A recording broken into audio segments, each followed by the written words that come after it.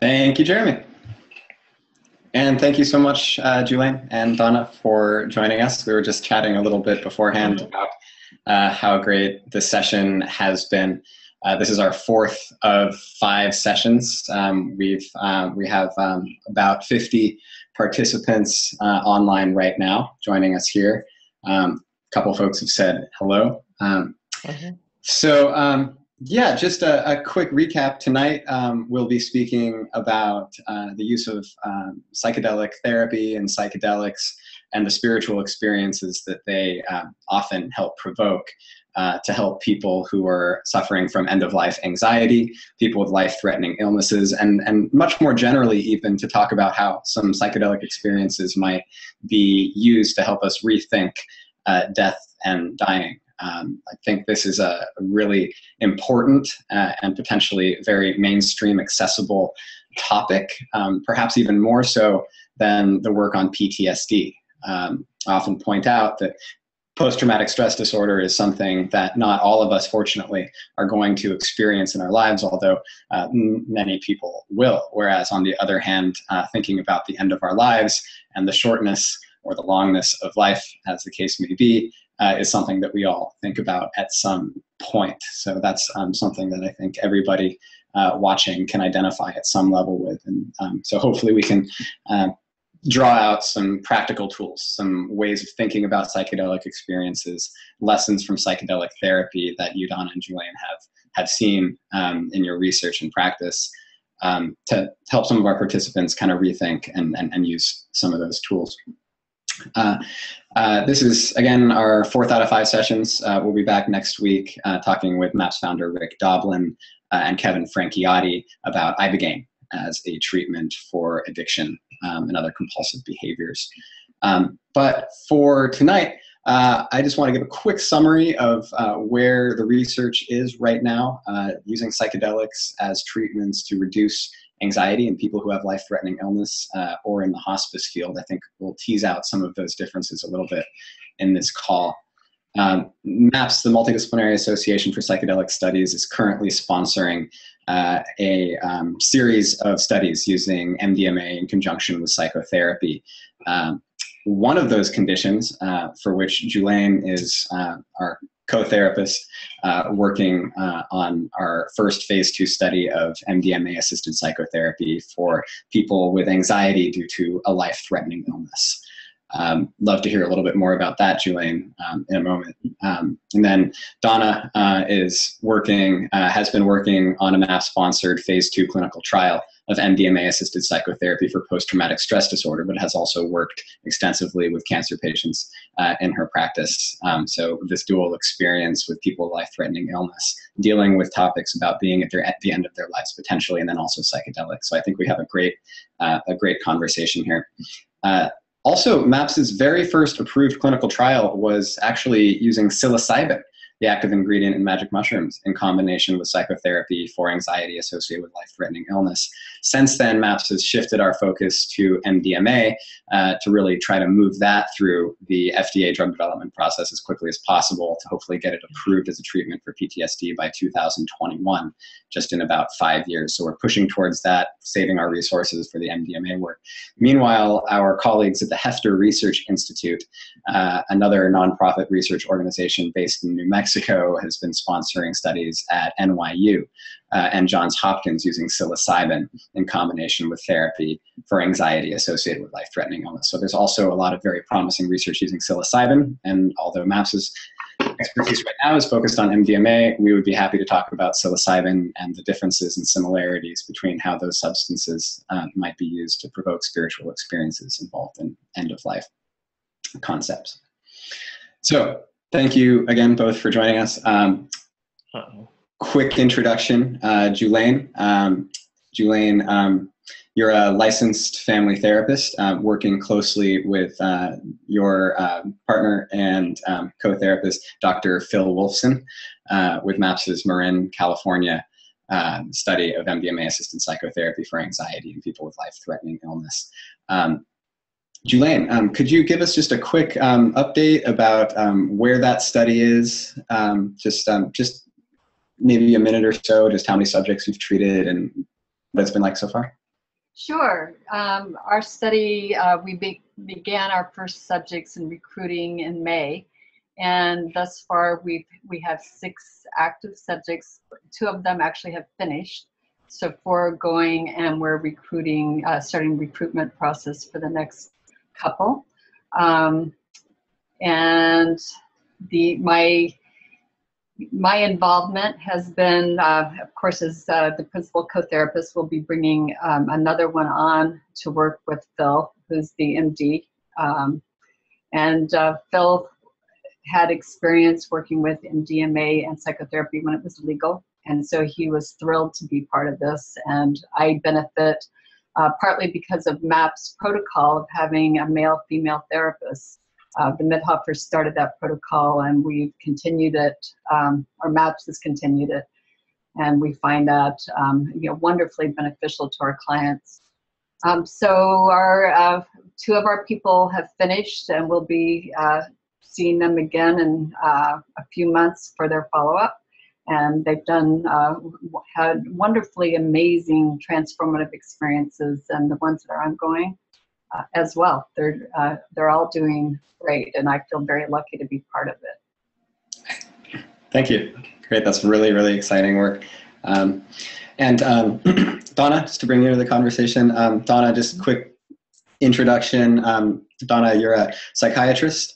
Yep. So a physician, also trained in therapy, and you're currently an assistant professor at the University of British Columbia. Is that? That's correct. Still true. Great. Yes. Yeah, and you've been working on MAPS's phase 2 trial in Canada, right. Treating post-traumatic stress disorder. Right. How has that trial been going? And then also, what has been your experience treating people with end-of-life anxiety or life-threatening illness? Well, the MDMA study in Canada was happening in Vancouver, and we've completed working with 4 patients, 4 subjects, and we had started in February 2015. So I guess we just really finished last fall, this past fall. So a lot of the people are doing much, much better than they were when they started. But every single one of the 4 people that we had finished with said that they really could use more sessions. Mm-hmm. A lot of them had not just 1 or 2 or 3 traumas, but a series of traumas starting in childhood. And so there was a lot of work to be done. I think when people have traumatic things and they have an MDMA session, the MDMA allows them to go back and look at the difficult things that happened to them, but they actually relive them, but from a place of safety and feeling okay. But there was a lot of stuff to relive. So there was a lot to do. And even though our sessions were 8 hours long and we did 3 of them, there was a lot more to do. So, but I think that we've seen improvement in all of them. It's just that it's really a long process. And I think, people don't have blissful or ecstatic experiences if they have a lot of trauma that they have to go back and work on first. Mm-hmm. So, but it really allowed them to process a lot of things and let go, and heal some of what happened to them.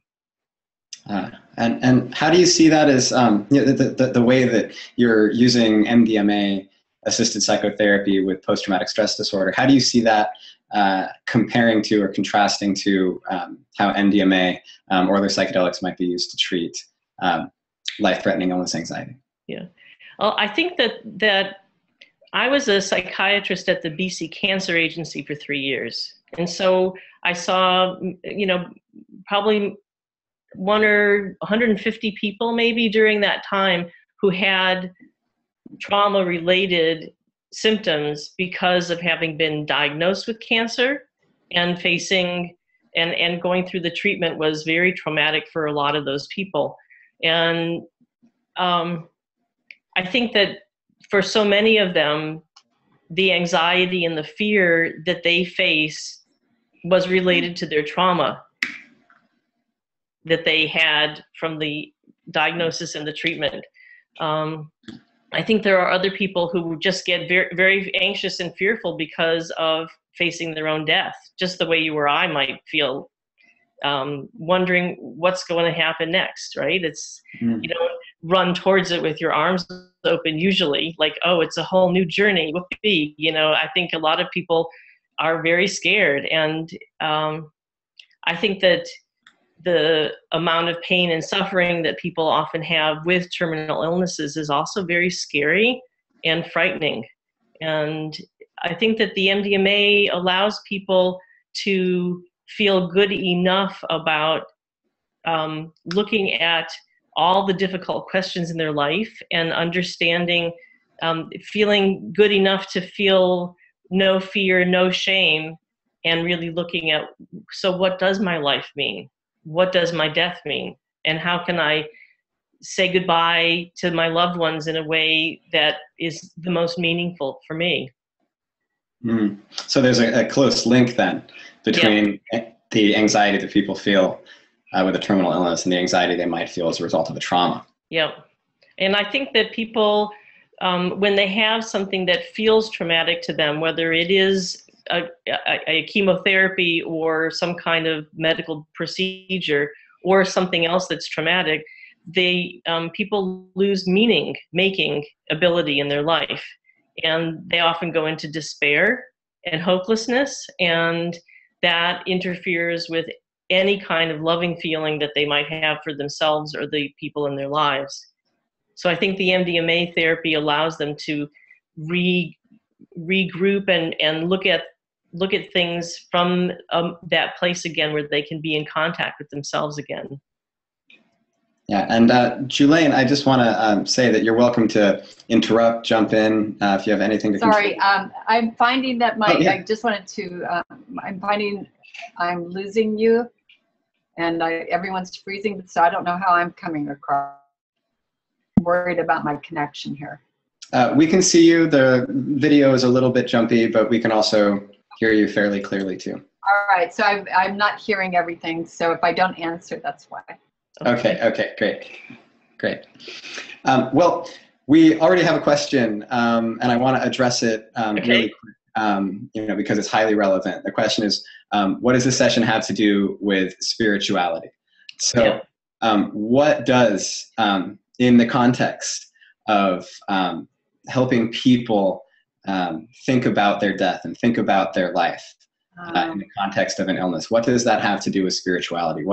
So I only heard the first few words of asking.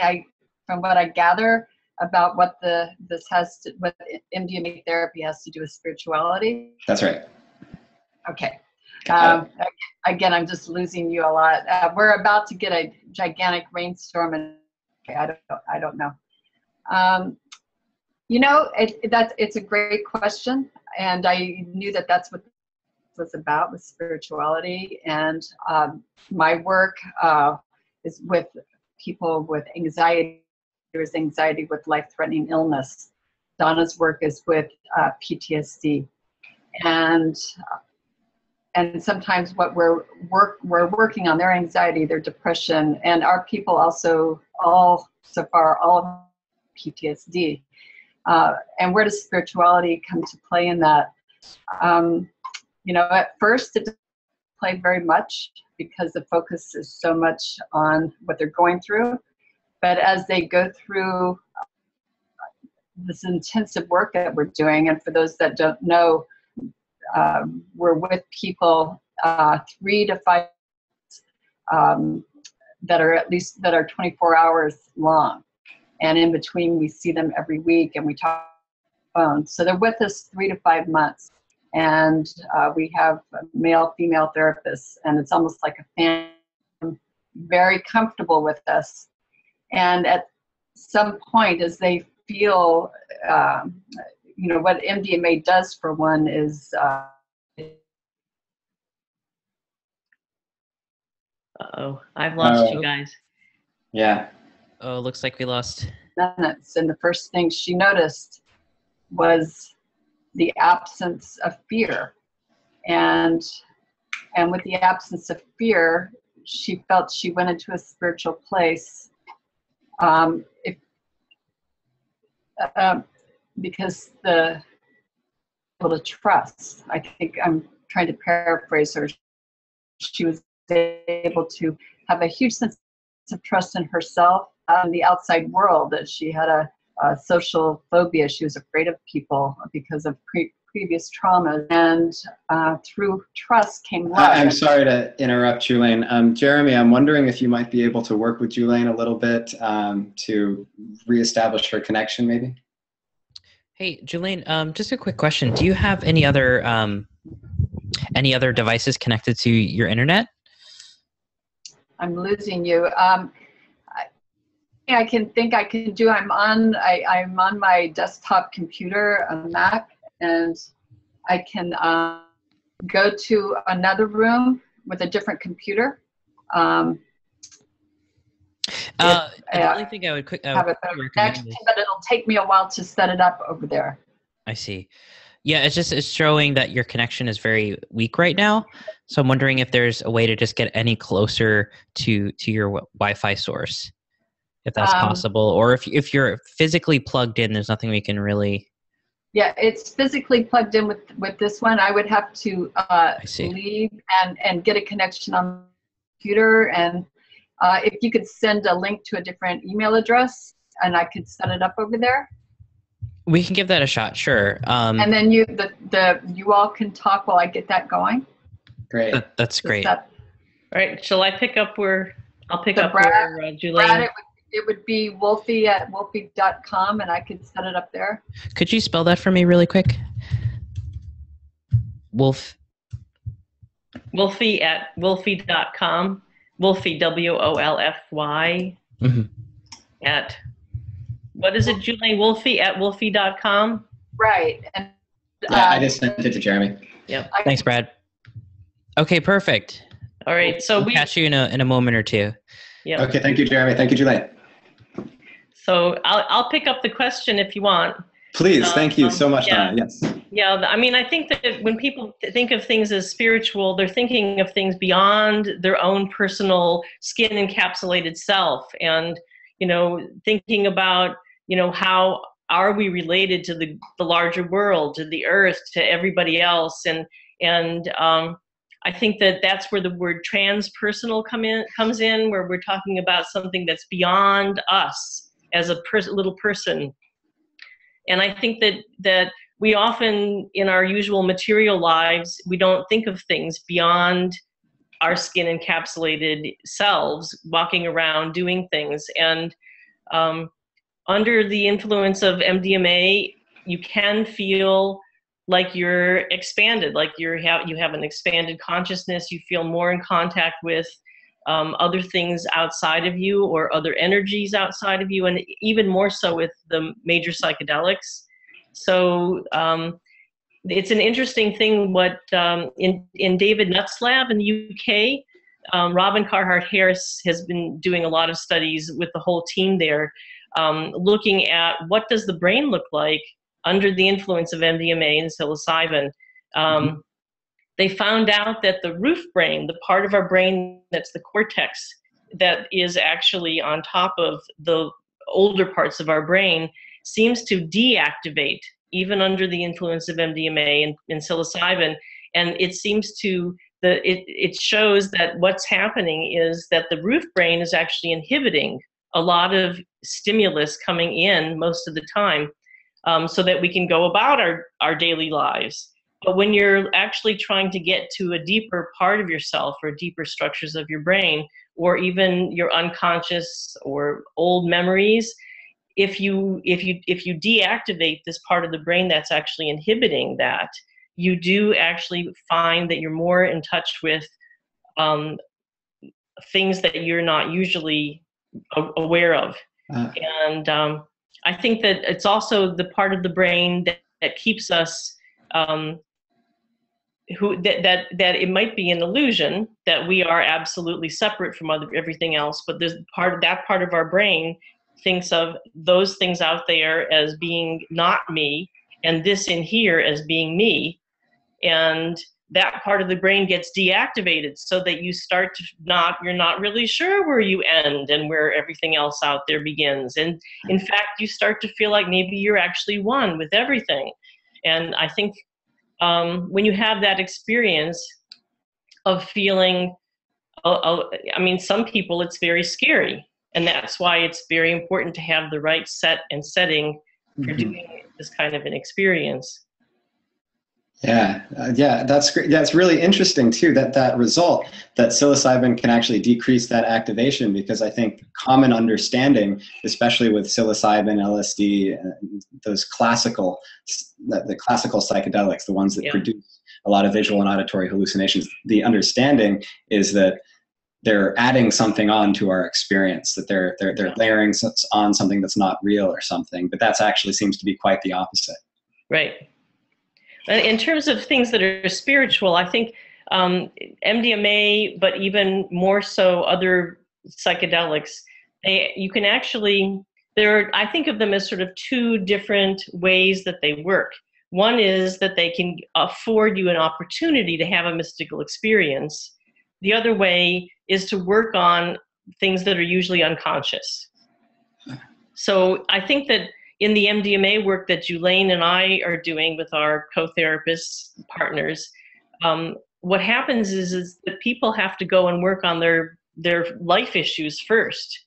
You know, if they've had a trauma or they have a very terrible medical illness, those are the things that are foremost, and those are the things that come up first. And since we're only doing in the protocols 3 MDMA sessions, those are the things that we end up working on with people in those 3 MDMA sessions. If we had a chance to do 10 MDMA sessions, maybe by the 6th one or the 8th one, we would be more able to go into the more mystical possibilities. Yeah, that makes sense. What qualifies in the context of this kind of work as a mystical experience? How do we know that people are having mystical experiences? Well, you know, through the ages, the people who have been studying the mystics, they actually have come up with a list of what all the different mystics, the similar qualities that the mystics throughout the ages have said are mystical qualities of this experience. And I think W. Stace is the person who first, most recent, but I think this is what's been. So unity, when you feel that the sense that all is one, that you're one with everything and that all is one. This transcendence of time and space, a deeply felt positive mood, the sense that this experience is ultimately true and more real than real. The opposites of daily life are complementary, like 2 sides of a coin, and that they're not really the opposite of each other. A sense of sacredness and preciousness with all of life, a feeling that the experience is beyond words, that you just can't describe it at all, that the experience is actually transitory. There's no way to hold on to that experience. You're going to come back out of it no matter what. And even though it's transitory, the experience has profound positive effects on the life of the person having it, and that it's unforgettable. So that people describe it as, even if they never have this ever happen to them again, it becomes a touchstone for them in their life. So yeah. Have you seen or has anybody to your knowledge seen a link between people having these mystical experiences and then actual clinically significant? Right. Well, a lot of the work that was done in the 50s and 60s, and in the early 70s, that is exactly what they were going for, was for people to have these peak or mystical experiences, because then they were able to correlate to much better positive outcomes for all of the work that they were doing. And I think that they're showing that in the current research that's been happening in the last 10 years also, is that when people have peak experiences, there's a much better outcome in all of the measures that they have. But it's true in the work that I've seen, is that people need to do their psychodynamic work, their work on themselves and their childhood and what the meaning of their life is before they actually get to the mystical experiences. I mean, sometimes people have sessions that include both. And but I think some people have actually something that they call a bad trip, which is a near-death experience, which can lead into a mystical experience if you can surrender into the feeling of ego death or the feeling of your own being going away. And that's pretty scary for people if they're in the middle of a rave or they're running around in the woods or whatever. You know, I mean, I think you have to have a really contained vessel and a good trusting relationship to be able to let go into that kind of experience. That's on a major psychedelic. It doesn't usually happen like that on MDMA. Right. And why do you think there's that difference between the classical psychedelics and MDMA? MDMA? Well, MDMA is an interesting molecule because half of the molecule looks like mescaline and the other half looks like a methamphetamine molecule. But the methamphetamine has as much of an effect biochemically as the mescaline does. And so the mescaline doesn't come forward so much as a major psychedelic does. It's more like God whispering instead of, full on. I mean, it's different for different people, and I think that the set and the setting, the mindset and the beliefs and the preparation of the person and the kind of relationship or the setting that they do the work in has a huge effect on it. And people can often, if they've done a lot of work on themselves and have had a lot of preparation, they can have a mystical experience on MDMA too. It's just the opportunity, it needs to be prepared for in a slightly different way than I think the major psychedelics, you have to have an even better container for it. Because it's easier to kind of lose that connection or that grounding in their original concept of self. Yep. On that note, you were talking. You briefly mentioned transpersonal. Yes. This concept of the transpersonal, and I'm wondering if you might say a little bit about that. I know it's an area of psychology that some of our viewers might not be familiar with. Right. Well, coming out of the 60s, I guess, where humanist psychology was coming to the fore, the work with the psychedelics and especially the work of Stan Grof, Dr. Grof, introduced a whole understanding, a new map of understanding the mind based on a lot of the psychedelic work he had done in Czechoslovakia, which helped to integrate a lot of the work on the unconscious, the Freudian work, and Carl Jung's work with the collective unconscious, Otto Rank's idea of that there is a birth trauma or that there's an experience that happens in birth. And then Stan Grof extended it to make it understandable and connected to archetypal levels of our consciousness, so that it's possible to go into an altered state of consciousness with a psychedelic or in any other way through meditation or holotropic breath work and have an experience where you actually can relive your own birth and actually in the reliving of the birth go into a place that does feel like it's bigger than your own being, and that your consciousness you become aware of many other kinds of experiences that could be on an archetypal level or a symbolic level.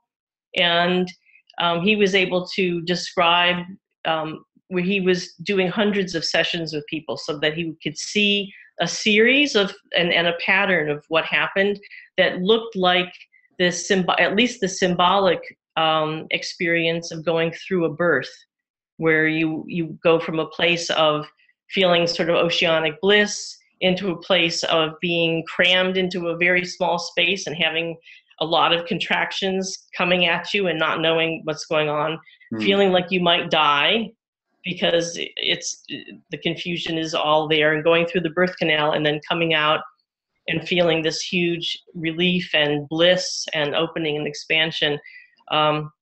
He saw people going through those experiences in the LSD work that he was doing, and was able to describe all the different variations of it. So that extended a whole nother way of, like, the possibilities. Given that kind of a map, you can actually see.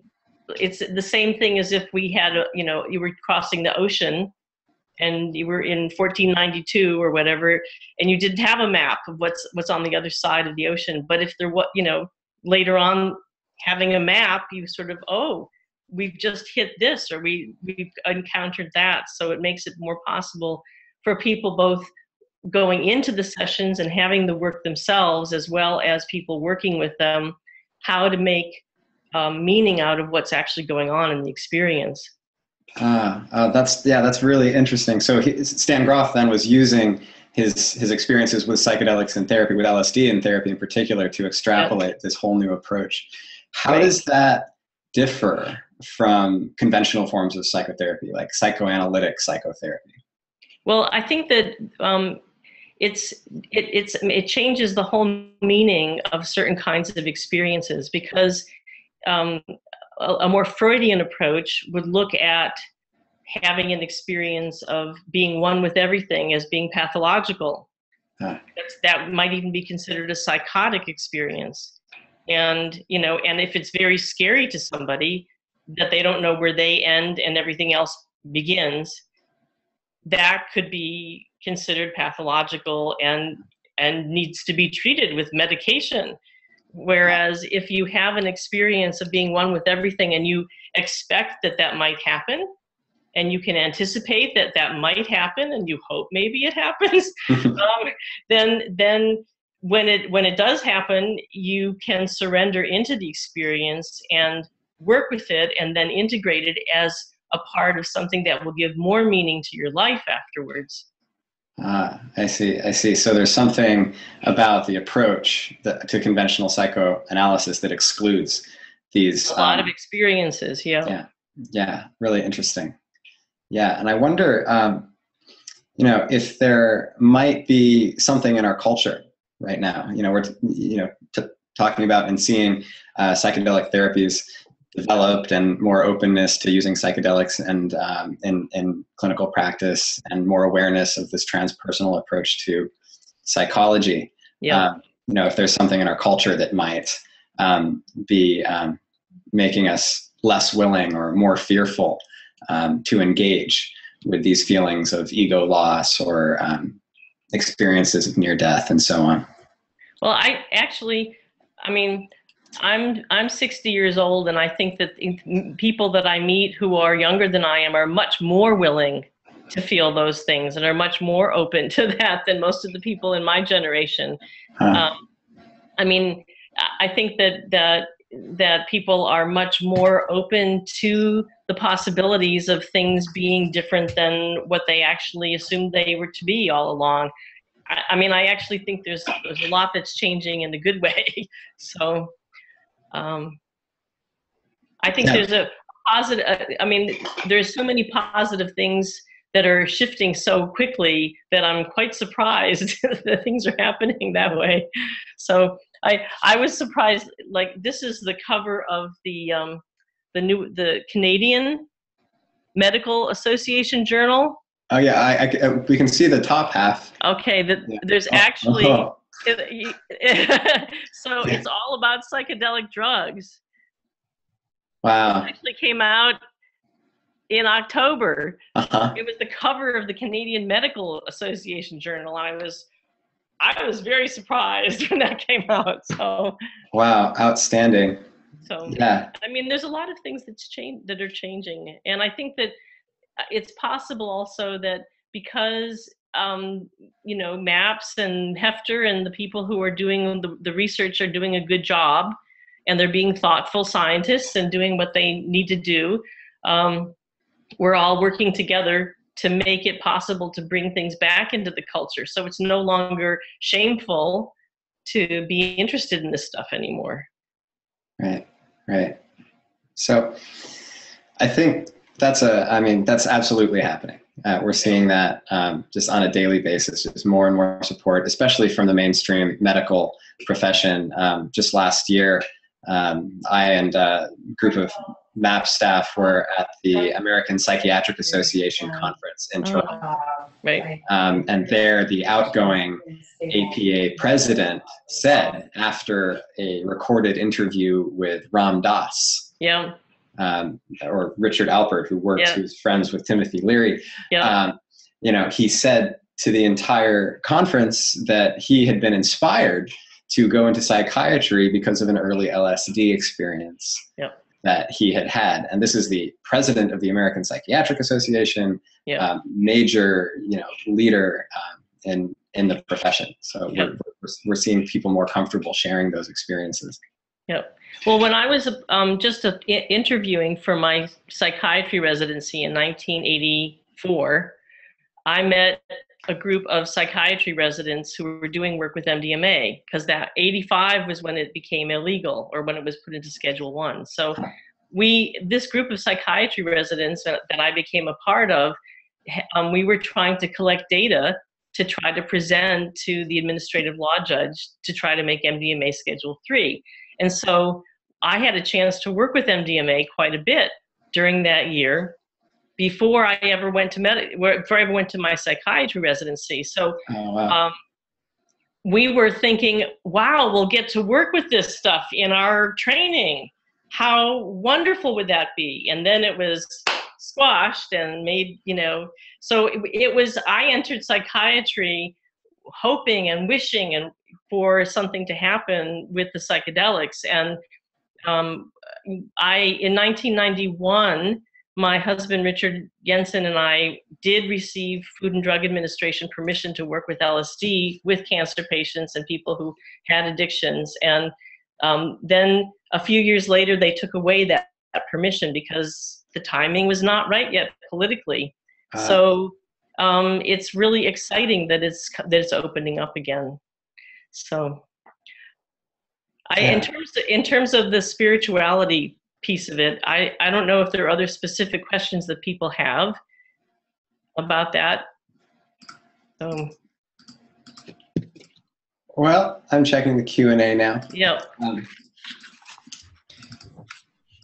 Julane is also back, but it looks like she stepped away from her computer, but it looks like her stream is fine, so hopefully she'll be connected.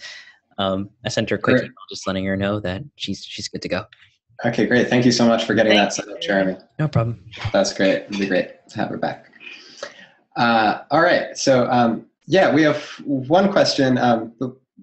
I'd prefer to save that till we have the Q&A and Julane's here, since we both clearly have different experiences. Yep. But I was wondering if you might be able to share some specific stories or a specific story, of course, without naming anybody, about how a spiritual experience in a psychedelic therapy session may have helped somebody, especially related to life and death. I know you've been working with trauma, but as you mentioned, that often comes up. Yeah. Well, I think that one of the people that we worked with, one of the traumatic experiences had to do with facing the death of a lot of people. He was someplace where there were hundreds of people who had died in a horrible storm, and there were body bags everywhere, and he wasn't sure if he was actually going to get out. So it was a feeling of being trapped, and of also of facing, like, the smell of death was horrible too. So I think in the MDMA session, he actually, over the 3 sessions that he worked, the first session, it was just a matter of like learning how to work with the MDMA and being able to just like watch the things that were around him without going into a place of fear. And then in the second and third sessions, he was able to take everything and the things, like just even the body bags, just melted into the ground, and he felt like he was just able to open and feel expanded and feel okay about himself completely. So he described it as, you know, he didn't use the word spiritual, but he did say that he felt expanded and like he was able to move beyond and above the experience, that he, instead of being confined and trapped in the experience. Great, thanks. Hi, Julane. Welcome back. Hi. I'm on a different computer and finally got it going. So great, that's much better. Thank you for persisting. That's great. Well, we were just talking a little bit about maybe some examples, you know, without, of course, naming names or revealing anonymity in any way, how, you know, people's spiritual experiences have been helpful in the context of psychedelic therapy in your experience. If you have any examples of that you'd be comfortable sharing. Sure. And let me know if I go on too long. I do have a wonderful example from a woman who actually came from Canada, and she was so very committed to the study that she flew down here to Marin sometimes every week, every month. And it was the very first time she'd ever used MDMA. She's in her early 60s. And while MDMA is not considered a psychedelic, a few people do have what one might term a psychedelic experience with it. Just every individual is different in the way they react to the drug. So she definitely, her first experience was very visionary. She could see her body. She could see the places, the organs that had been taken away, where her cancer was. She could actually see light, so she could see the absence of organs. And she actually, under the influence, did a scan, and she became very convinced. She's in remission, but the fear is always that your cancer is lurking there in the cells. And she became very convinced that her cancer was gone because she could see. She could see where her ovaries were, and there was like a dark light there and brighter lights other places. So I would term that a spiritual experience, because to me, spiritual experience from listening to them, I don't bring my own feelings into that, but it's an experience of awe. And I'm not sure what Donna's talked about because I missed all of it. But a sense of awe is, I think, the number one feeling, and it's for their presence in the natural world, and they have a sense of awe of being alive and living. It's also an absence of ego, and the placement of oneself. And I know one could feel this with psilocybin as well, a sense of a smallness in the universe, but also a sense of profound connection to everything and everyone.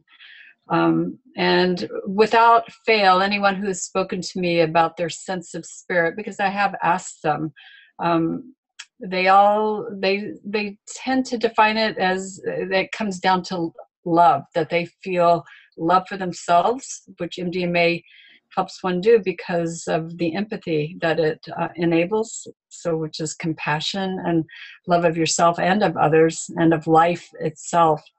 So they feel love, they feel trust, and they feel that they are part of the universe. So it isn't just them living their life and then losing it at the end, which we all do. It's living their life in the best possible way for the time they have here, and knowing that, you know, it sounds like I'm reciting a Beatles song, but love is love is all there is. Love is what there is, if one is open to it. And I think MDMA enables that openness to happen. Yeah, great. And that's, you know, really, thank you for that, because that's kind of exactly where we were when you got okay. a little while ago. We were, I'd asked, you know, what role does spirituality play in this healing, in this way of thinking about death and dying? Actually, a question that just got asked is there any spiritual relevance for the rest of us? Not all of us have a terminal illness yet. But you know, just are there any sort of, are there any things that you've both seen in your work with psychedelic therapy that might be applicable to people who are not yet dying, who are not yet sick? Well, we all know that we all will die. And, you know, we all will approach that. We all will have family. We all will know someone who will die. And that is where, you know, when you come to look at that, you know, we don't want to wait for that time to happen to have a sense of spirit. And so the lesson from people who are there and who have faced their fear and faced their mortality or suffered through losing someone is their message, and what they're learning pertains to all of us, that to love the life that you have and to live it to your utmost. And I know we hear that all the time, but it's actually very true. To look out your window and see a flower blooming, or the clouds across a mountain, or a beautiful tree, or your loved one, and have a sense of awe in every little thing that you experience, if you can, or even if it's a moment of your day. And because that is your spirit. So your spirit, you know, from what I'm being told by everyone I speak to, is that your spirit is that core, that flame, and it's about love. And so it sounds corny, but yeah, well, yeah, I imagine. I imagine in the context of a psychotherapy session, when the subject is under the influence of a psychedelic, it doesn't sound so corny. No, and we're seeing some real results. Right, and all these words, all the what I'm relaying actually comes after the session. This is after people have integrated and they've thought, and they're actually out living their life. They come back, or they write to me, and this is what they say. So what is it then about these experiences? You know, what is it about using the psychedelics combined with psychotherapy? And maybe you could both answer. What is it about that experience that makes some of these insights stick? You know, if somebody is suffering from anxiety, or even if you're just going about your life and you're kind of like, oh my gosh, I might die someday. What's going to happen after that? You know, we might hear, well, you have to get outside of yourself. Well, you have to, you know, think, you know, more cosmically. You know, how does the psychedelic therapy help that stick? Yeah, I think. Donna, you go ahead, and I'll chime in. Okay, I think that the psychedelic, especially an MDMA session, you have a certain number of preparation sessions beforehand, so the person gets to know you a little bit. But I think in the MDMA, there is a huge increase in the feeling of connection that you have with the person, then they with you. They actually, the kind of people who have had trauma or difficulty in their lives, they often will not be trusting of people, or their connection to other people is disturbed in some way such that they don't feel like they are able to receive love, or feel like they can give love to other people. And the MDMA allows that connection and that relationship to just be open and expanded and feel loving to the person, maybe for the first time in a long time. And I think that connection and that sense of being held in the relationship is something that the MDMA allows. And the relationship and that feeling then allows them to surrender into the experience that they then have. What would you say, Julane? Right, I completely agree. And I think part of it that what MDMA allows is, like you said, it's a trust, and then a trust of us. And if you can imagine being in a setting, a very comfortable setting, some of you in the audience may have used MDMA, either, you know, in an intentional setting or not. But if you could imagine being with two people who you've really gotten to know, because we work with them, we see them 5 or 6 times before their experience. And then they're with us. And so you have male and female therapists who they know very well. They're comfortable. They're lying on a couch. They're surrounded. And they they end up trusting us, and they talk, and they explore. And there's a sense of connectedness. And I think part of the reason it works is it's not just that they're connected to us, we are connected to them. There's something that happens in that circle. It's like a family circle, and male, female, mother, father, brother, sister, however the transference works for them. But they feel very, very held. And you know, I won't say childlike, but maybe in a way, and they feel safe. And afterwards they continue to feel safe, and they can go out in the world and trust other people, but they certainly come back to us, you know, months and months later. I'm sure you have that as well, Donna, where people are connected with you probably for life in a way. Yep. And so the connectedness, the connection doesn't break. Yep. And how healing that is for someone who may have never had that before, who's been hurt or traumatized and has never been able to trust enough to have that kind of connection. So it's a change of ordinary state, of ordinary mind, which is what I think a phrase we use with many psychedelics. It's a step out of ordinary time. And it doesn't go away when the drug leaves your body, because it's in your memory, it's in your cells, and you can step back into it at any point in time. Yeah, it's a very strong learning experience.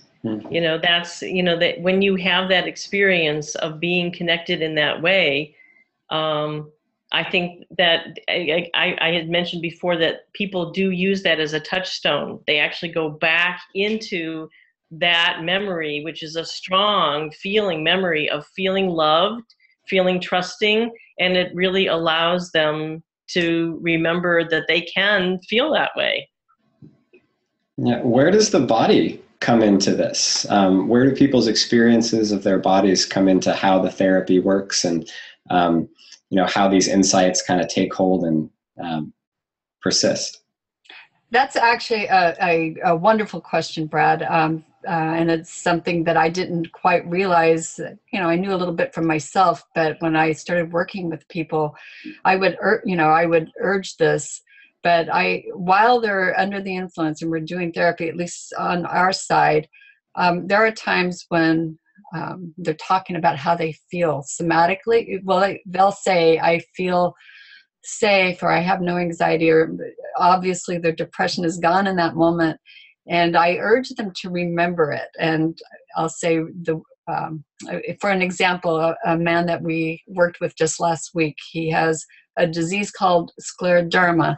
So it's not cancer, but it is it's a life-threatening illness. And what can happen is it's a hardening of the skin, but it can be a hardening of the organs as well. And so his fear is that he won't be able to breathe one day, that his lungs will shut down from not being able to move. Mm-hmm. And under the influence of MDMA, as some of you may know, sometimes what you focus on is your breath. Your breath can feel wonderful and expansive and huge. So that's a somatic experience, right? And so while he was, I noticed he started breathing very large, and I said, notice your breath. You know, notice how wonderful it feels, how your lungs are expanding, how there's no constriction. And later on, he told me that was the perfect thing that he needed to hear, because it's one of his big fears.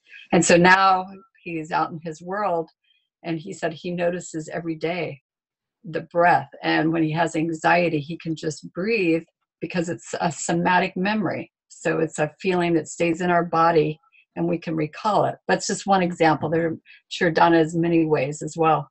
Yeah.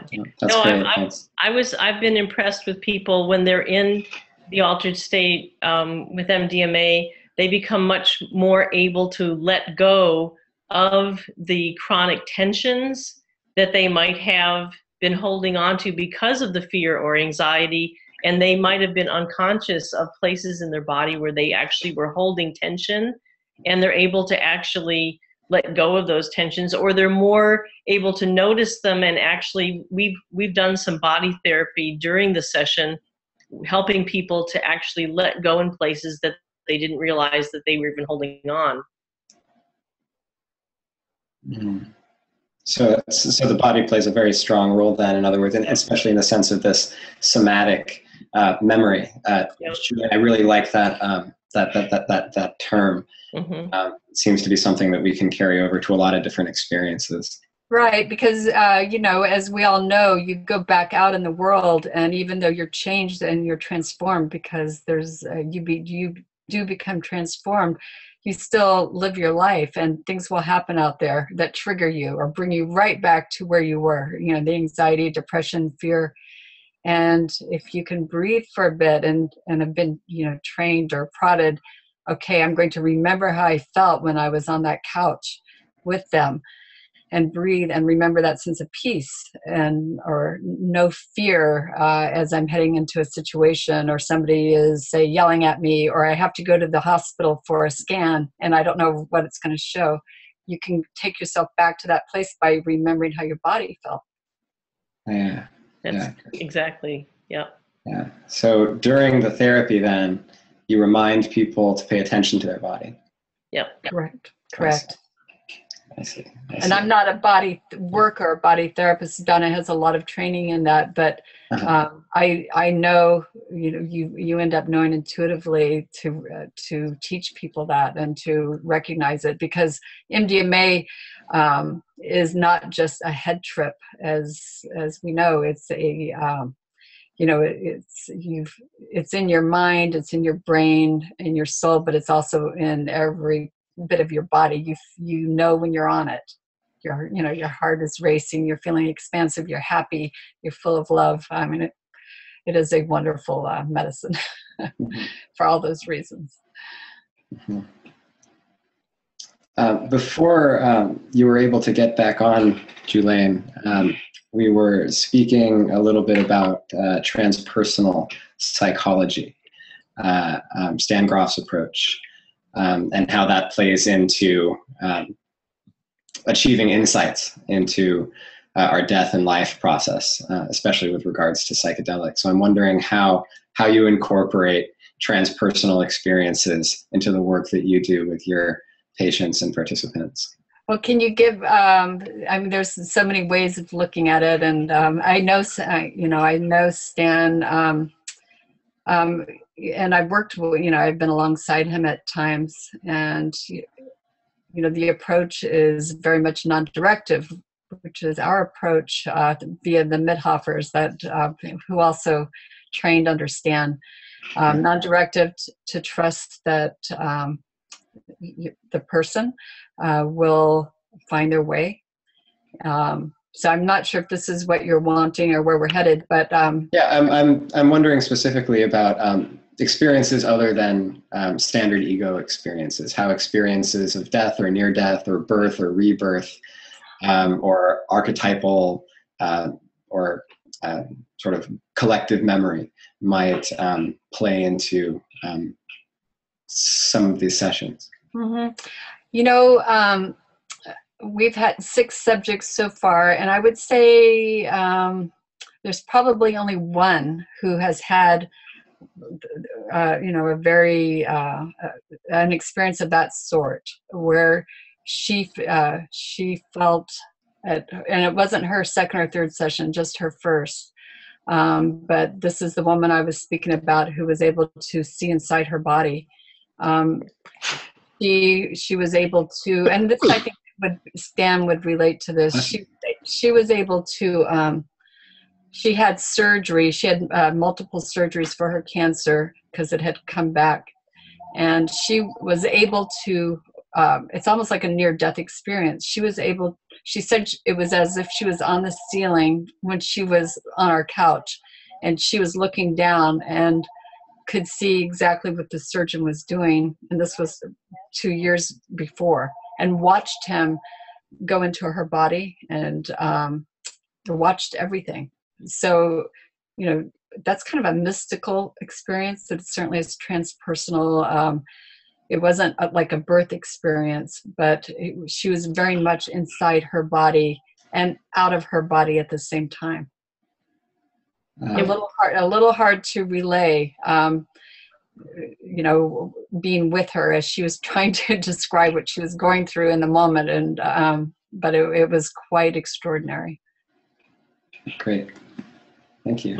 One of the people in our MDMA work had an experience of a vision of seeing like a goddess, a huge feminine goddess figure walking through destruction and horrible suffering of the humans on the earth, and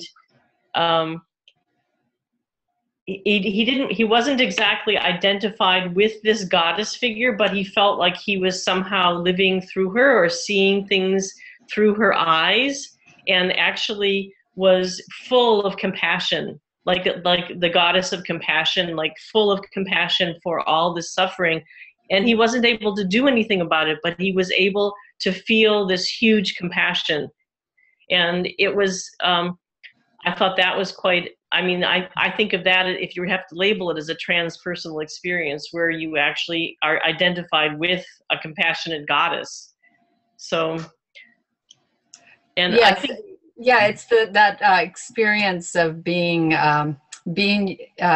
yourself and not yourself, being in your own body and being at one with a force greater than yourself. yeah. So something that continues beyond the body. Yeah.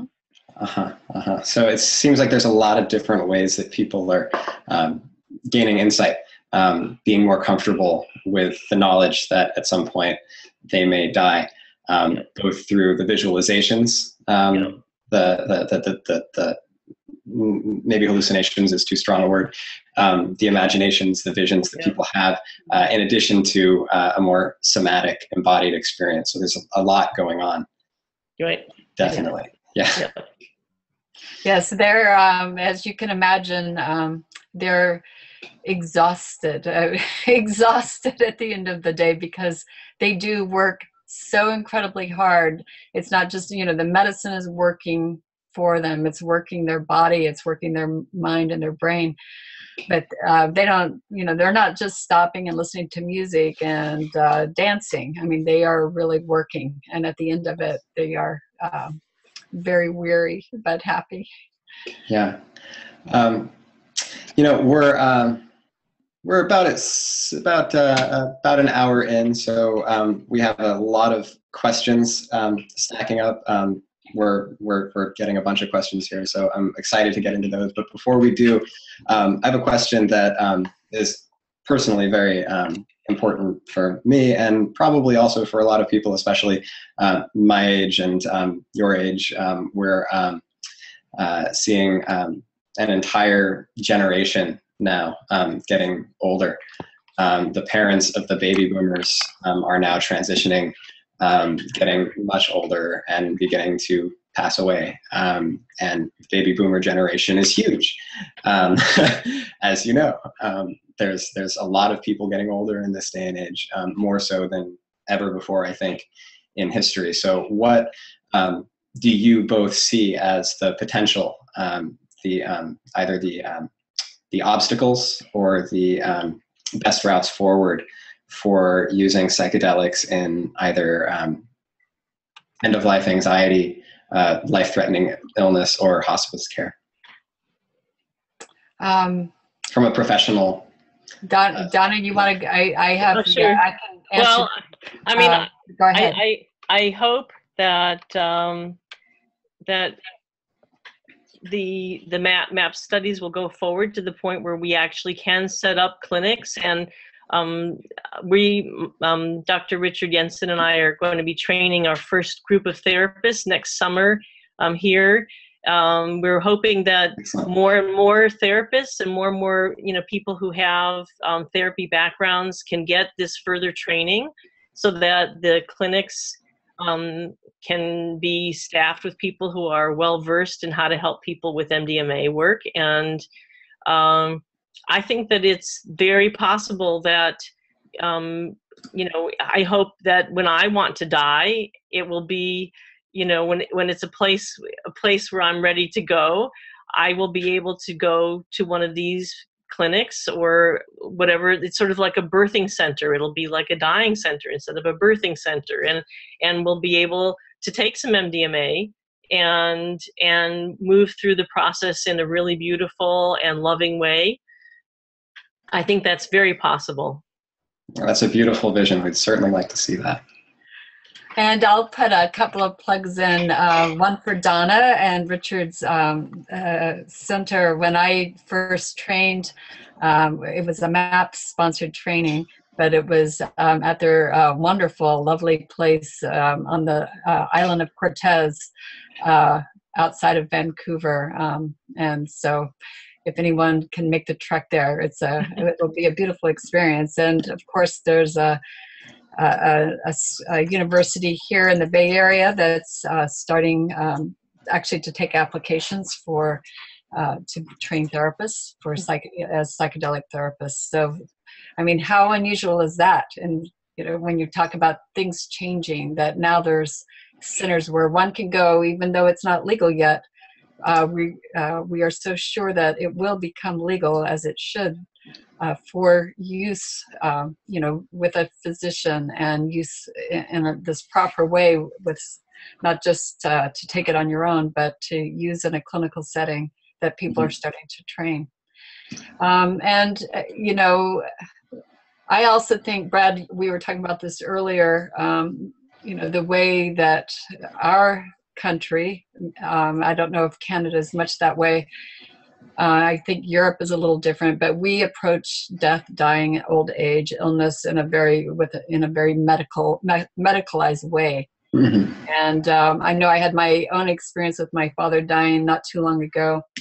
And even though it wasn't with psychedelics, I think it's very relevant, that I finally got him out of the hospital and brought him home, and had a few days where I sat with him, held his hand, and he was awake and aware part of the time, and he was so happy, and it was so sweet. It was his time, and I felt no angst except that he'd been in the hospital too long. I held his hand. When I walked out of the room is when he died. It's like he waited for me to walk away, and then he went away. But I felt like I walked that road with him. And he was an amazing man. He didn't need psychedelics to know that he lived a wonderful life and lived it with love. But I could also tell people about him dying without them shying away from it. The way it's like, no one really wants to hear how your loved one died. But because I could say it with sweetness and happiness, and it was like a wonderful story, it was easy for people to hear. And I think using psychedelics in the way Donna described and the way we're working with them, but to what they would do for someone, I'm sure psilocybin and MDMA it takes away the fear. So none of us want to think about dying or losing our loved one because of fear and of course grief, but to have those, a time out where you're not feeling any fear and you can approach it, with love of life. And I read something recently, Stephen Jenkins, who's written, I think he's a Canadian, I'm not sure. Yeah, Stephen Jenkins, he talks about dying. On dying. Well, his big line is that, my life will end, but life doesn't end. Life goes on, which I think is very comforting. And I think all that can be incorporated into the way we approach the end of life. Great, thank you. And especially thank you, Julane, for sharing that about your father. That's really personal and really relevant insight. Thank you. All right, we've got some questions. I'm gonna just start with a couple of quick ones. Henrietta, if you see any that jump to mind, please feel free.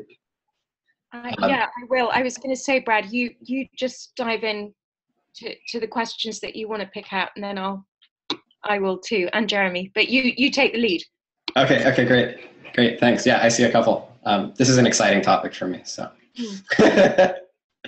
All right, so Walker has asked, what's the age range of the people in your study, Julane? And is that something that you take into account when selecting participants? We take it into account somewhat. We do not cherry pick, and part of the FDA protocol is, people We phone screen people, they're on a list, but they do have to meet certain criteria. Right now, our youngest person is 42, and she has 2 young children and married, and I think our oldest person is 68. But we would take people in that were older. Our criteria is that they have to be healthy enough. Unfortunately, for our study, they have to be healthy enough to. This might sound a little morbid, but they have to be able to live for a year, because our study is for the FDA. We want to show outcomes, and so number one, we want to be able to do a year follow-up. And number 2, they have to be healthy enough to take the drug, because MDMA has somewhat of a body load. Your blood pressure goes up, your heart rate goes up. So they have to be safe in their cardiac arenas and able to fast, able to go off certain drugs like antidepressants and opiates. So those are some of our criteria. Okay, thanks. So it is another participant has asked if it's dangerous to use MDMA while on SSRIs. Is that why you exclude? It's not so much. It can be dangerous, but it's not so much dangerous. And Donna, you can probably speak to this better than me, but SSRIs blunt the effect of MDMA, so you won't have the experience. So it won't help you that much. MDMA impacts our serotonin release. So therefore, if you take, there's talk, I've read research that there's a type of, it's not an SSRI, it's an NSRI, Wellbutrin, that some studies have shown can be taken with MDMA, but I'm not sure about that. But you can probably speak more on that. Yeah, I mean, the MDMA creates a huge serotonin release, and if you have been on a serotonin uptake inhibitor, which a lot of these they call them SRIs, or then your receptor sites in your brain, that at least that's what the model is, have changed so that you would have less of an effect from the MDMA. Thanks. Are there any common prescription pharmaceuticals that are dangerous to use with MDMA or other psychedelics? Well, the different psychedelics are different in a lot of. The MDMA is actually different from a lot of the other psychedelics because there actually is more of a body reaction in terms of the blood pressure and heart rate with MDMA.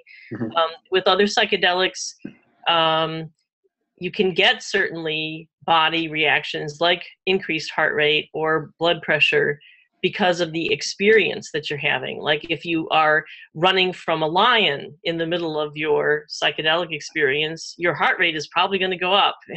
But the MDMA itself in a pharmacological way makes the blood pressure and your heart rate go up. So you wouldn't want to use it along with, and you would be screened out of our study anyway because we do drug screening. But if you were on something that raised your heart rate or blood pressure, as in stimulants, cocaine, something like that, I think then it could be dangerous. Great, thanks. Henrietta, do you have any favorite questions? Well, I was looking at one here. Let me just hang on. Sorry, I have to scroll up. Okay. Somebody asks, how do these ladies feel about using MDMA and psychedelics as more of a maintenance type of therapy? In this day, we're exposed to so much trauma and are very disconnected from one another. I wish these substances could be used similarly to going to see a psychologist. You can choose to see a psychologist to just, as a needed sounding board, not just when there's major trauma. So that's kind of an interesting. So if I understand the question correctly, the person would like to be able to use it as a part of their life, as a part of personal growth, rather than waiting for something bad or pathological to be happening. Maintenance therapy in conjunction with, talk therapy. Yeah. A great Well, question. I think, Really yeah, interesting question. Yeah. yeah, it is.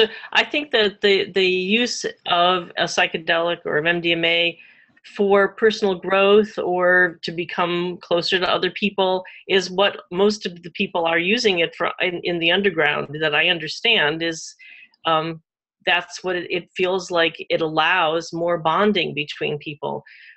Perhaps we will find a day, I hope I will see it before I die, that people can go to clinics and go see a therapist and do an MDMA experience or a psilocybin experience for whatever reason they choose to do it for. I mean, I think that they're, instead of having to wait till something is sick or pathological, that people want to just grow, and that these are learning experiences, and so they're learning experiences that allow us to be in an expanded state of consciousness and to learn what we can learn from being in that state.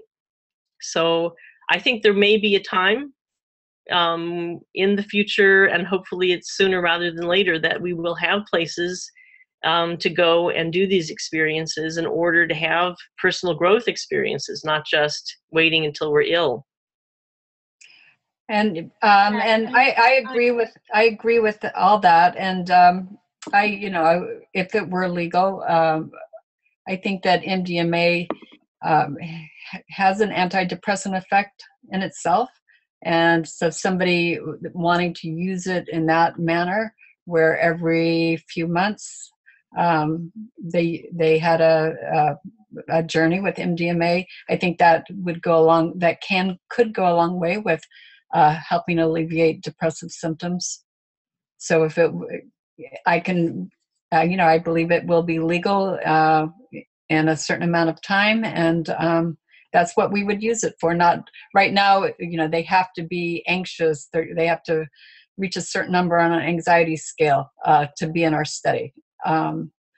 But some people may not be anxious. They may just be depressed. They may have trouble connecting with the world or other people, or they just want to be a bigger, better version of themselves.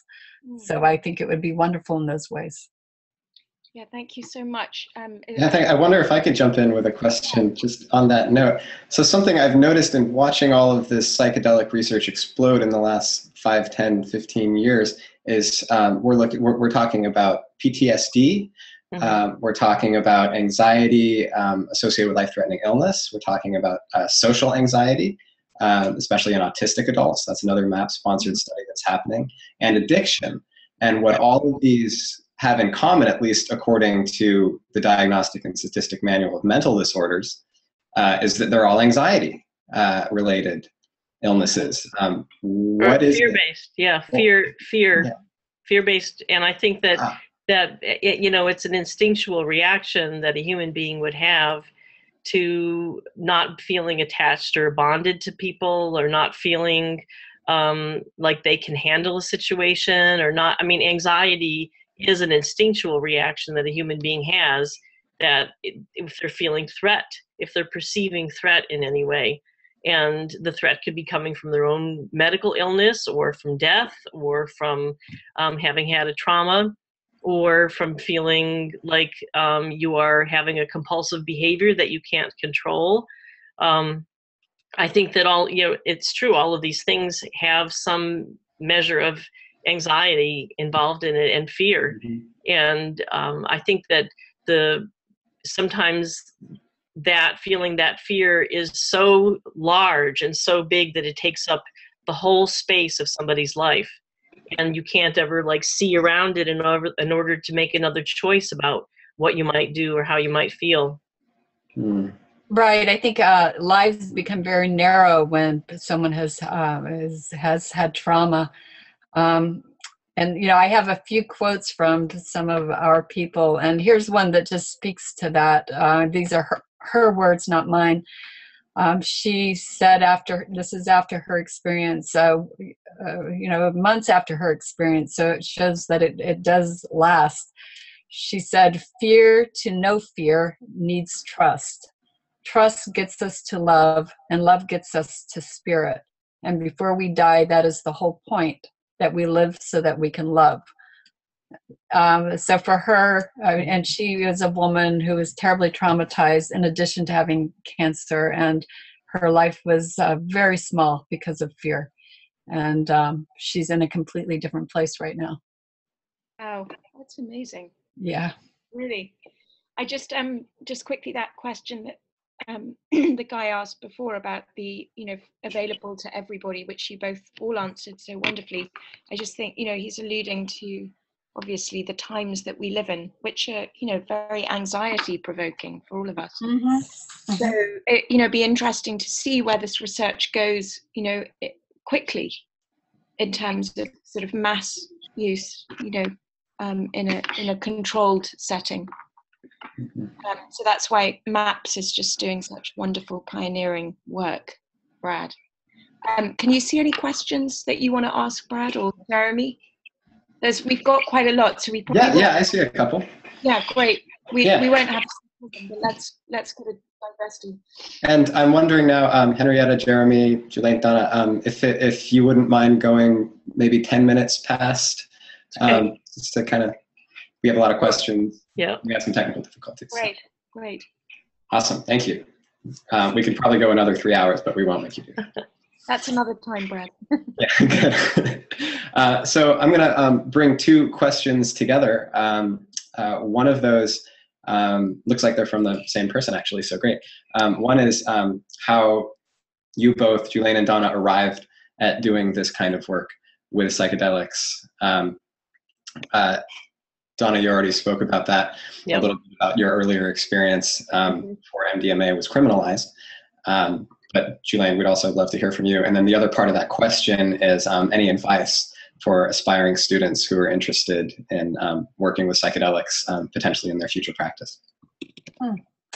I missed that part because of my technical problems here, but I had, experienced MDMA when it was legal, not of course as a therapist, but just the experience of, and it was serendipitous for me. I'm a therapist. I was always drawn to working with people with trauma, and I was lucky enough to be able to be invited to be the co-therapist for the study, and I just it was one of those times in life where an opportunity presents and this is exactly the right fit for you, and because I could do everything that I love to do, working with trauma in a very intensive way. It's aspiring therapists need to understand, and why this is so wonderful. The work is so wonderful is that when you see a patient or client, you see them for 50 minutes or 60 minutes, and then you may not see them again till the next week or the next month. And working with this drug, it's a lot of work. It's not easy for the client or for us as therapists. We see these people a few times a week, and then when we're doing a session, it can be 24 hours. At our study, it takes place in our home. So we don't say goodbye at 6 hours. We're with them, but you get to know them. The work is so intense. So you get to do so much work. And I've had people say, it's what we all know to be obvious, but that they have gone further being with us in 2 or 3 months than 5 years of therapy. And it's partly the drug. It wouldn't happen without the drug. Although, I take that back because it actually happens sometimes with placebo. But it's also the therapy model of being so close and connected with someone for that many hours. Yeah, I would, in terms of what people can do, I think that getting really good training and having your own psychotherapy, dealing with some significant parts of your own life, and really getting to know yourself is very important, because the kinds of traumas that I have been through, or that any therapist might have gone through in their life, those things can get in the way of actually being helpful or being as present as you really need to be to somebody else. So really doing significant work on oneself, and then going through, the usual channels of learning how to do psychotherapy, counseling programs, or some kind of, some program where you actually learn how to do psychotherapy is a very important piece of how to help somebody else deal with these kinds of things. Because you end up having to go through what the biographical life is before you can get to the mystical part. So it's very important to know how to deal with that. Right, I agree, and I've actually talked to some interns who they're so taken with psychedelic psychotherapy, that's all they want to do. They don't really want to be bothered doing traditional therapy, but I think it's very important because you use all the skills that you would learn in training, and you don't just use transpersonal psychology or therapy, even though that's the model we like to use. There are many models depending on the situation, the person and their trauma, that you may need to bring to bear. The other thing is, when you're with people for that many hours, what's wonderful about it, and you need to pay attention, is there's those of you in the audience that know anything about psychology and transference, it all happens. So there's transference and countertransference, and it's always there when you're with someone for that many hours.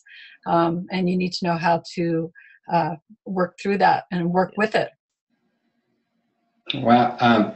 So on that same note, another question, you're bringing in all of these different tools from all sorts of domains and just combining them with the psychedelic, and of course your own personal beliefs and approaches. Are you equipped, and have you had experience with working with patients and participants of all faiths? So is there, how much religious, I guess, diversity is there in this practice? It's a great question. Yeah, very, very good question. Donna? Well, I think that every single one of the people that I've worked with has had a different belief system. Certainly I haven't had a chance to work with somebody who is like from a Jain religion, but I have had somebody who's Muslim. I have had somebody who's Christian. I'm somebody who's Jewish. I mean, I think that I've worked with people, but those are just the, like religious or cultural backgrounds. I think, people have, no matter what kind of a religious background they come from, people have really remarkably unique beliefs about who they are, how they fit into the universe, what the relationship is with like a higher spirit or God. So I think there's quite a lot of diversity in it. Right, and there's a lot of diversity here in the Bay Area. I don't see it as much because everybody is, there's a type here. It's not like being in Charleston, I think, with the Midhoffers, where you may have, more traditional religions, but it doesn't really matter what the religion is. They all fill out measures as to how they feel about, if there's their spiritual practice, if how much they believe in God, or if there's life after death, etc. But what you have to be able to do as a therapist is, even if it doesn't fit your own beliefs, that you're always open. And I always sit with absolute openness and wonder, because I'm always learning. And so someone else's way of looking at the world, you must be open to it, and and help them develop that. Did that answer the question that the person asked? I believe so. Yes, I believe so. That these kinds of experiences are possible irrespective of religious or cultural background, and there's and really that everybody, even within specific backgrounds, have very different approaches. I really like that answer. Right. I just as a little example, I spoke to an older woman who, very, very solid Catholic, very strict and, firm in her beliefs, and yet very curious as to an MDMA experience and what that would be like. And she was a little worried about, if that's would be against her religion because of being open to this, to the greater spirit. And I think I said, because I was talking in her language, that the old saying, all roads lead to Rome. And I, all roads lead to heaven, because that's where she wants to go. She believes in heaven. And so I think you speak in their language, and you don't scoff at it or, laugh or be critical. You just be very open. Mm-hmm. Yeah, I know there are certain religions, there are certain spiritual approaches. They all have different approaches to using substances. Each one has its own set of prohibitions and different substances that they use. So there's already some diversity there. So here's another great question. Actually, before we get to that one, a couple of people have asked about these training programs. Yeah. Donna, you've led a couple. And maybe you could tell us a little bit about that and who it's open to and what your plans are for the next one. Okay. And then I can say a little bit about what MAPS is doing for the PTSD training also. Great. Yeah, I mean, the training that Richard and I have put together it's full already for next summer, but we hope to be doing it every single year and maybe all the time, because it's the kind of thing that we'd like to do. We want to make sure that people who already have a therapy background and have an interest in learning the specifics about doing psychedelic work have a really good foundation in the experiential aspects of it, the conceptual aspects, and are steeped in knowing, what has worked and what hasn't worked from other cultures and from the different research programs that have happened, even from the 50s and 60s and 70s. There's a lot to be learned, and there's a lot that we can learn about how best to hold people and how to afford them the best opportunity to have the best experience. So, I mean, we're just starting. And so it's the very first few people, and these brave souls will accompany us, and we'll accompany them through learning some of these basic things. And this particular program is happening up here in Canada, but I know that they're starting something that has some of the same elements at the California Institute for Integral Studies. Mm-hmm. So they have that training program starting, and then, of course, all of the different research programs have, like through MAPS and through Hefter. I think the Hefter programs, they're also training people, inside of the university settings that they have set them up in. So there's a lot of different possible ways to train people. And there's no one specific way that anybody's come up with yet that's the best way. So we're all trying out different things right now. For sure. And it's all experiment. All of the research that's happening right now, it's all, we're learning new things, every day. You two are certainly on the cutting edge of finding out how these therapies work and how they don't work and who they work for and who they might not work for and so on.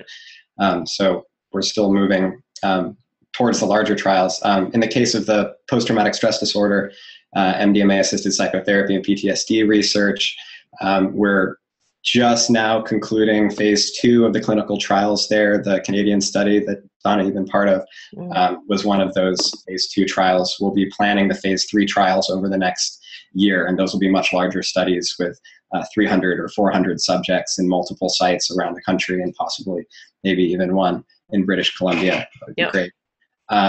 So we don't have a web page yet for it. Things are growing really fast, and we're a nonprofit, so there you go. But if anybody's interested in filling out our potential phase 3 therapist application. We are collecting information from people, clinicians, people with training in psychotherapy or other therapeutic approaches, to potentially get trained in our MDMA-assisted psychotherapy approach. Those trainings will be over the next year or so before phase 3 begins. If you're interested, just email us for now at askmaps@maps.org, and we can send you that application. There's no guarantee that it's going to mean you're going to be a therapist in a study, but then we'll have your information and you'll be on our list and so on. So there's more and more opportunities.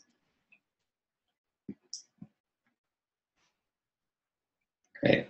Very much. Brad, I want you to, because we don't have much time, so I want you to pick a question that really leap out to you. Okay, well, I want to make sure, thank you, Henrietta. I want to make sure that we address risks here. There's a question about,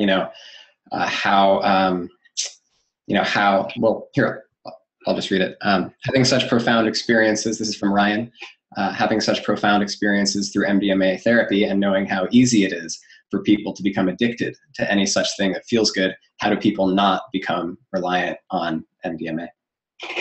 I think MDMA is unique. I know some people disagree, but I think it's very hard to become addicted or dependent on MDMA. Yes, it is a feel-good, but the way it works with the release of the depletion of serotonin, if you try to use it the next day or 2 days after, nothing's going to happen, or not much will happen.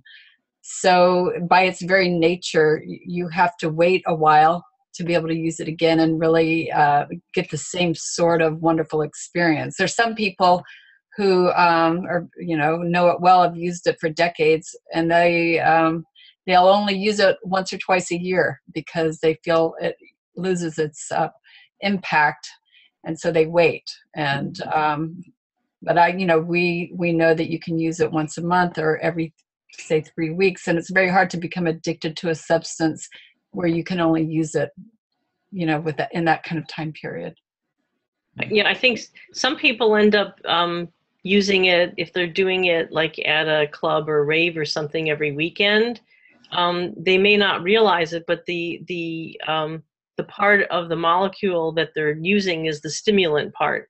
If they're using it to dance with, or I think that if you're using it in the context of a healing situation where the setting where you're actually trying to go inside and look inside yourself and using it for that kind of a learning experience, I think it's very hard to become addicted to it using it that way. I think that some people do use it as a club drug, and I think that's how it ended up becoming put into Schedule 1 in the beginning, because it was being used in clubs as a club drug. So, I mean, you can use that as a stimulant instead of other stimulants, I guess. Of course, nobody really knows if you're buying it on the street if it has any MDMA in it at all anyway. Mm-hmm. Right. I was just going to add that what most people get, we read the research that when drugs get tested, people who feel like they are dependent or they're abusing it, it's probably mostly amphetamine or other drugs mixed in and not pure MDMA. Yeah, great advice. Thank you both. We're very close to the end here. Would either of you, Donna or Julane, like to add anything that we haven't been able to address? I just very quickly on just because I want to make sure I cover the danger part, because I think that is important. People are obviously not going to just wait for this to become legal. Millions of people use MDMA across the world. And what we do know is Donna and I have spoken to that your heart rate goes up, your blood pressure goes up, and I don't think we mentioned that your body temperature goes up to varying degrees. And so if you're out there in the world, and yes, it is a wonderful drug to have fun on and to dance, it is, number one, important to know that you're using pure MDMA. and that you're not using other drugs that could be dangerous, and that you hydrate and you don't get too hot, because that's when there have been deaths, often that is why. So I just wanted to throw that caution in there. Yep. And the last thing that I want to say is that I think that MDMA and psychedelic work is the most exciting thing to happen to psychology and psychiatry. And thank God it's come back. Yeah. And I wanted to also say, Brad, what you're doing right here and MAPS is doing, when we think like, how can this help? I think one of the questions you had earlier was, how does it help the discussion about spirituality, death, dying, or just personal growth? Not too long ago, this was a very taboo subject. And yes, Rick has been working a long time to help this along. But when the drug war started, it became taboo. And even people of younger generations were afraid of it. It was like, oh, you're doing that, and had prejudice against it. And I think the media, the documentaries that have been coming out, the news shows, forums such as this, where people in their 80s, people in their 20s, it's all over Facebook, like the studies that we're doing. So it's just becoming conversation around the world. And it isn't taboo anymore. And people actually are seeing it's not just for fun, it's healing, and it helps people. So it's like a grassroots effort. And I think this is very important because it's conversation. And so we all get to converse about it. And I think that is where the difference will come. Yeah, I appreciate having the opportunity to be able to talk about it here. So thanks very much for doing that. Yeah, and thank you both for all the work that you're doing. This data, combined with the stories that we're hearing from the subjects in these trials, is absolutely changing the culture. So it's happening on a day-to-day basis, and thank you. One more thing I will add is we have, for anybody who wants to learn a little bit more about this topic from a personal standpoint, we have a really wonderful book called Honor Thy Daughter, by Marilyn Howell, available in the MAPS store. It's 40% off right now, actually.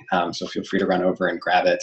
That's at maps.org/store. This is about Marilyn Howell and her experience helping her daughter in her dying process through psychedelic therapy. A really phenomenal book, highly, highly recommended. And can I just ask a very quick question to you? If I know somebody in New York City I do, that's currently dying very rapidly of cancer, is there any resources here that you could go to, or is there any way you could point me to, or because you're all in the West there? Well, I think Brad, you may know this, or Donna, more than I, but isn't there a psilocybin study being done out of NYU? Is that? Yeah, I was just going to suggest that. Great, because I'll check there. Yeah. Yeah. And the other suggestion, and a little bit off topic, but can be, I think it's relevant, can help, is there's another drug called ketamine that is legal. It's a Schedule III drug, and it is rapidly becoming in widespread use for depression, PTSD, and transformative properties if used in certain ways, and that also might be an option. Great, thank you so much. That's great. Yeah, great. I'm sure you're not the only one who knows somebody, Henrietta. Yeah, no, I'm sure I'm not. So just sort of nice to know where the resources are to find, right? Yeah. Okay, Donna, Julane, and Oliver, Henrietta, and Jeremy, thank you both. Thank you all so much. Again, this has been an amazing conversation. We could go much, much longer. I'm sure we'll have many more conversations like this to come. Yeah, thank you. Thank all of you for bearing with me with the technical and inviting me and letting me continue here. And thanks, Brad, for all your work. Yeah, thank you all for all the wonderful information that you've given us tonight. Thank you. Well, my pleasure. next week will be our last one in this webinar series. I'm really excited. Julane and Donna, I hope you can join us for that. Jeremy should be able to send you the link. I'll be here with Kevin Franciotti, who is a participant in a MAP-sponsored ibogaine study.